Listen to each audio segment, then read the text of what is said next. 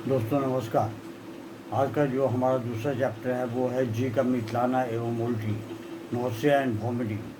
हमारे खान पान के वजह से, गड़बड़ी के वजह से बहुत सारी कॉम्प्लिकेशन राइज हो जाती है हमारे एलिमेंट्री कैनल में, जिसके वजह से ये नोसिया और वॉमिटिंग जो है होती है। खाने के बाद अथवा खाने से पूर्व उल्टी का होना, मुंह में पानी भर आना, बार बार जी मितलाना।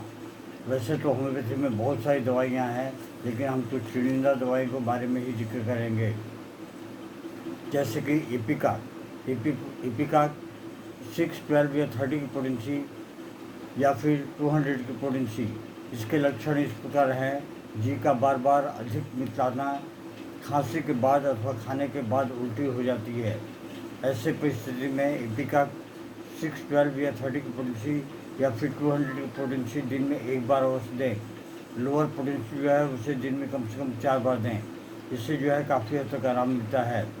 इथुजा 6, 12 या 30 जी मितलाता है।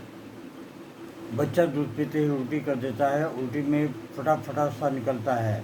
उल्टी करते ही बच्चा थक जाता है और थक के सो जाता है, जिसकी वजह से माँ को बहुत चिंता हो जाती है।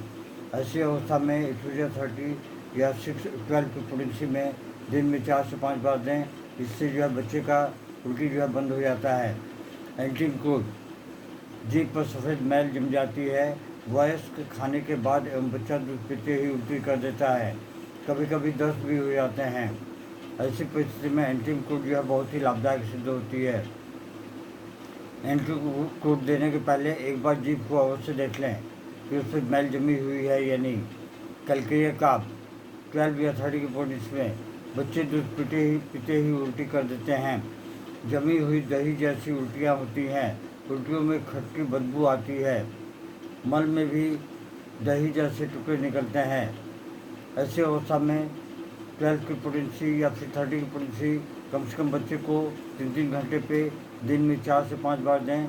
इससे उसकी उल्टी बंद हो जाएगी और अगर दस्त हो रहा है तो वो भी कम हो जाएगा। क्रियोजोल जो है 12 या 30 की पोटेंसी या फिर 200 की पोटेंसी। रोगी के पेट में भोजन नहीं ठहरता। भोजन करते ही अपच, भोजन उल्टी द्वारा बाहर निकल आती है। ऐसी उल्टियाँ गर्भावस्था में हों तो ये औषधि बहुत ही लाभदायक सिद्ध होती है। इसकी अगली दवा है फास्फोरस 30। रोगी के पेट में जलन महसूस होती है। रोगी ठंडा पानी पीना चाहता है, किंतु पानी पेट में पहुँचते ही जैसे गर्म हो जाता है। रोगी का जीभ मितलाता है और उल्टी हो जाती है। पेट में यदि अल्सर हो जिसके कारण जलन महसूस हो तो ऐसे में फास्फोरस औषधि 12 की पोटेंसी या फिर 30 की पोटेंसी कम से कम दिन में 4 बार दें। सेरममेट मुंह में पानी रहता है। खाना खाते ही पानी पीते ही उल्टी हो जाती है। रोगी को हमेशा बेचैनी से महसूस होती है। ऐसे में सेरममेट की 6 पोटेंसी, 12 पोटेंसी या फिर 30 की पोटेंसी जो भी अवेलेबल हो उसे दिन में कम से कम 4 बार 5 बार दें, आधे कप पानी में मिला के। अगली जो दवा है वो है कॉल्चिकम। कॉल्चिकम की लक्षण कुछ इस प्रकार है: कच्चा सा रहता है। खाने की गंध से ही जीभ मितलाने लगता है। अगर खाने की गंध से जीभ मितलाता हो तो ऐसे में कॉल्चिकम जो है वो बहुत ही लाभदायक सिद्ध होती है। इससे ज़्यादातर मछली की गंध पसंद नहीं होती। कॉकुलस रोगी को भोजन की गंध पसंद नहीं आती। कॉकुलस और कॉल्चिकम दोनों में ही भोजन का गंध जो पसंद नहीं आता। सफ़र में उल्टियाँ होती हैं। रोगी कभी कभी बेहोश भी हो जाता है। ऐसे में कॉकुलस की 12 या 30 की पोटेंसी हमेशा अपने साथ में रखें और रोगी को हमेशा सफ़र करते वक्त 2-2 बूंद उसके जीभ पे देते रहें। रोगी के पेट में बेचैनी बनी रहती है।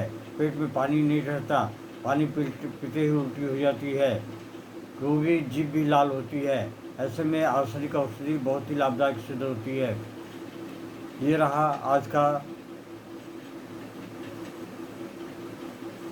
नोसिया एंड वॉमिटिंग के बारे में कुछ टिप्स। इसे आप ध्यान से सुने और बार बार सुने, और हो सके तो अन्य लोगों को भी इसे शेयर करें ताकि अन्य लोग भी जागरूक हों होम्योपैथी के प्रति। जय हिंद, नमस्कार। Long live homeopathy, long live एनीमैन।